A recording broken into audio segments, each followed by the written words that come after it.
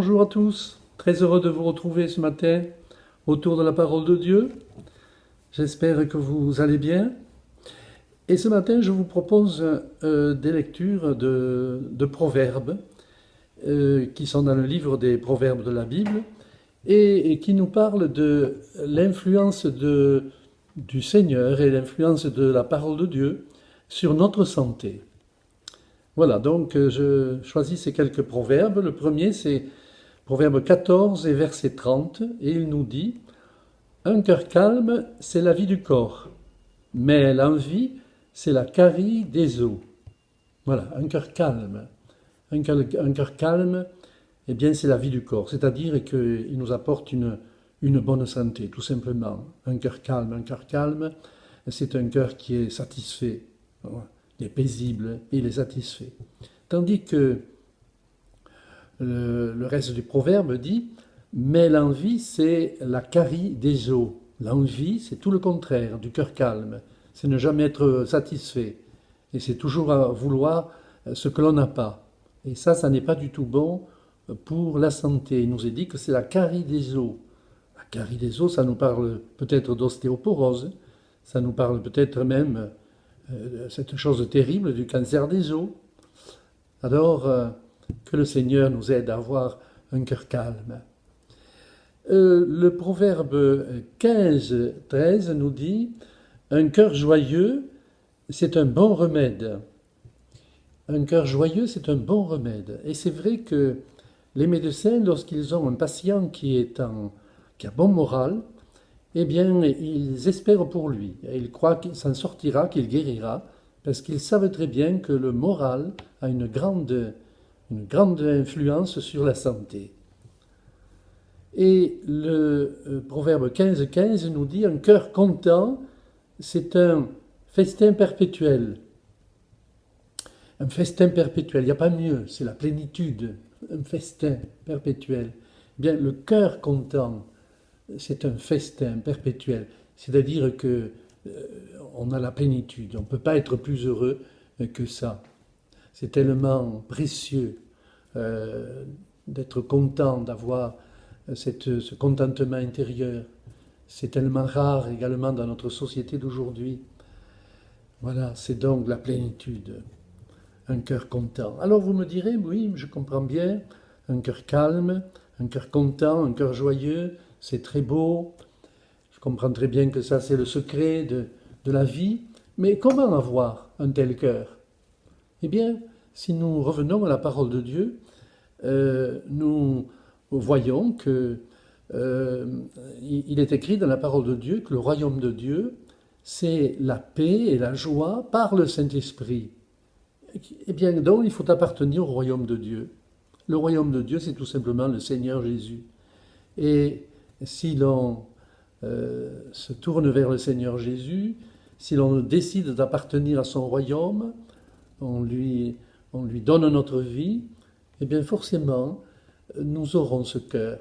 Notre cœur va changer et il connaîtra cette paix intérieure et il connaîtra aussi cette joie intérieure, ce contentement intérieur. Voyez-vous l'importance du cœur sur la santé. Le proverbe 13-17 nous dit « Un messager fidèle apporte la guérison ». Le messager fidèle, vous l'avez compris, c'est le Seigneur Jésus. Il est fidèle à Dieu son Père, il est fidèle à la mission qu'il est venu accomplir sur cette terre, et il apporte la guérison, le Seigneur Jésus. C'est une des choses importantes qu'il a accomplies en venant sur cette terre.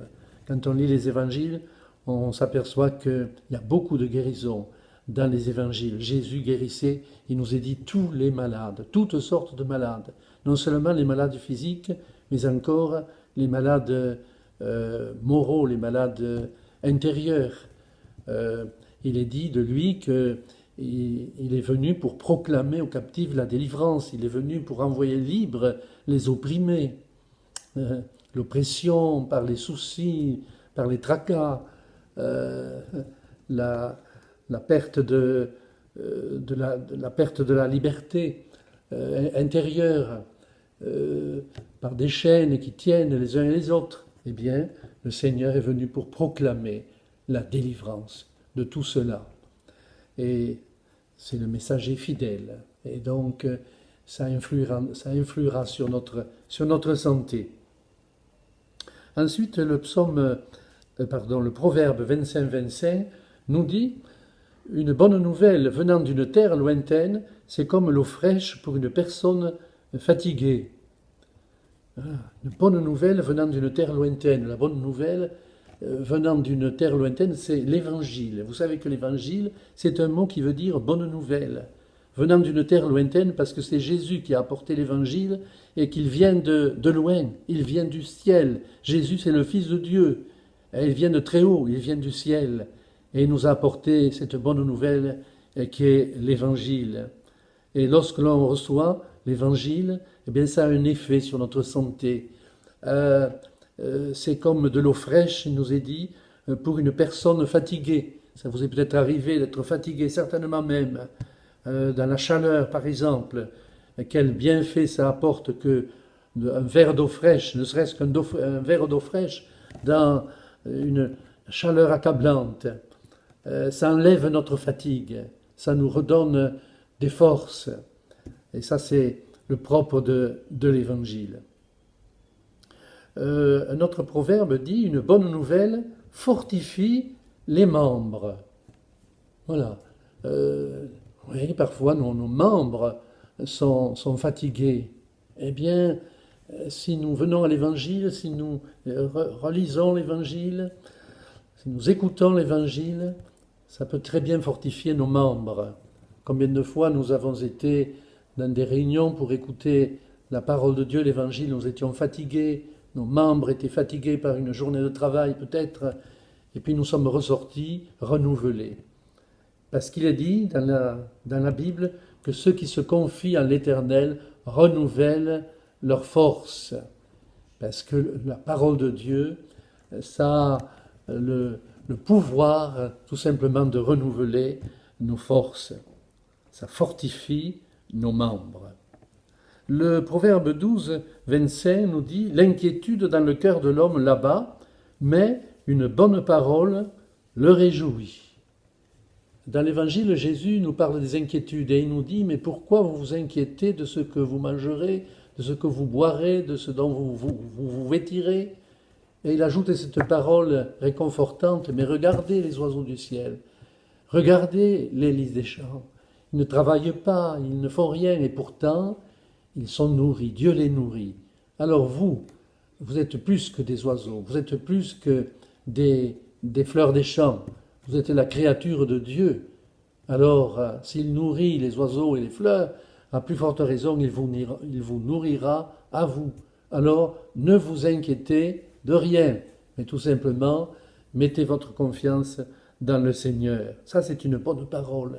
Et c'est une bonne parole qui fait du bien, qui enlève l'inquiétude et qui nous soulage, nous délivre. Le proverbe 16, 24 nous dit aussi « Les paroles agréables sont un rayon de miel, douces pour l'âme et salutaires pour le corps. » Si nous voulons entendre des paroles agréables, eh bien, le mieux c'est de lire la Bible. Dans la Bible, il y a beaucoup de paroles agréables. Dans le monde, il y en a, oui, mais il y en a qui sont bien moins agréables. Quand on écoute les nouvelles à la télévision, par exemple, il y a des choses agréables à entendre, mais il y en a aussi beaucoup qui sont désagréables.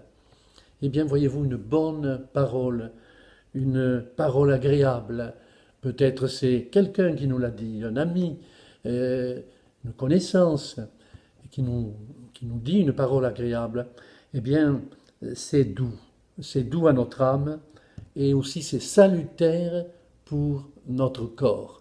Une parole qui a une mauvaise intention à notre égard, c'est pas du tout salutaire pour notre corps. Mais une parole de bonne volonté, eh bien, c'est une parole salutaire pour notre corps. Je termine par ce proverbe 13-12 qui nous dit « Un espoir différé rend le cœur malade, mais un désir accompli, c'est un arbre de vie. » Voilà. Un espoir différé rend le cœur malade. Peut-être que vous êtes convaincu de l'Évangile, du bien de l'Évangile, de la vérité de l'Évangile, de la parole de Dieu, du Seigneur, mais vous n'arrivez pas à vous décider pour lui.